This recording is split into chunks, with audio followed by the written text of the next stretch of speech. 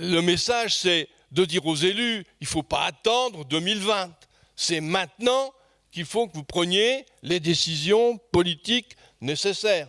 Donc, d'engager les négociations et faire en sorte que d'ici 2020, bien, on y voit clair, dans un sens comme dans un autre, quoi. Surtout que la compétence eau est quand même une compétence compliquée.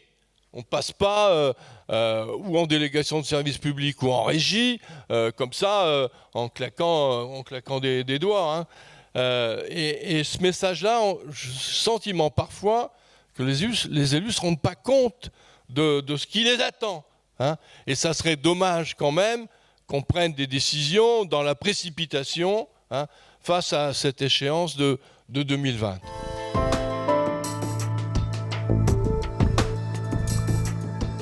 Je crois qu'il faut aussi aujourd'hui que les élus qui ont choisi la gestion communale avant que la loi NOTRe s'applique, puissent dans les intercommunalités faire valoir leur choix et n'hésitent pas à dire qu'ils souhaitent que cela continue. On a vu que le fait que le périmètre de la gestion de l'eau s'élargisse à l'intercommunalité, ce n'est pas du tout une fatalité pour le passage en délégation de service public. J'allais dire même au contraire.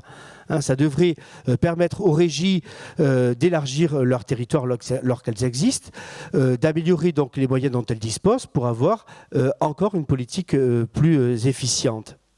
Et puis, cette possibilité de fusionner plusieurs petites régies au sein d'une intercommunalité, et il y a beaucoup d'intercommunalités qui sont rurales, même si la taille des communautés de communes, Paul Raoult le disait tout à l'heure, a tendance à augmenter, il y a des territoires qui sont très ruraux et sur lesquels la gestion en régie est tout à fait adaptée.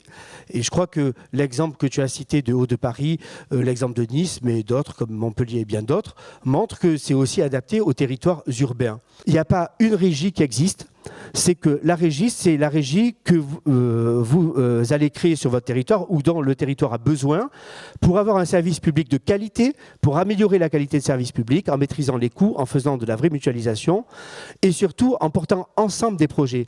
C'est-à-dire que là, ce n'est pas le maire d'une commune qui va se battre pour sa station d'épuration, c'est les 49 maires qui sont là et qui sont fiers de pouvoir investir en tête de bassin versant pour améliorer la qualité de l'eau sur l'ensemble du territoire.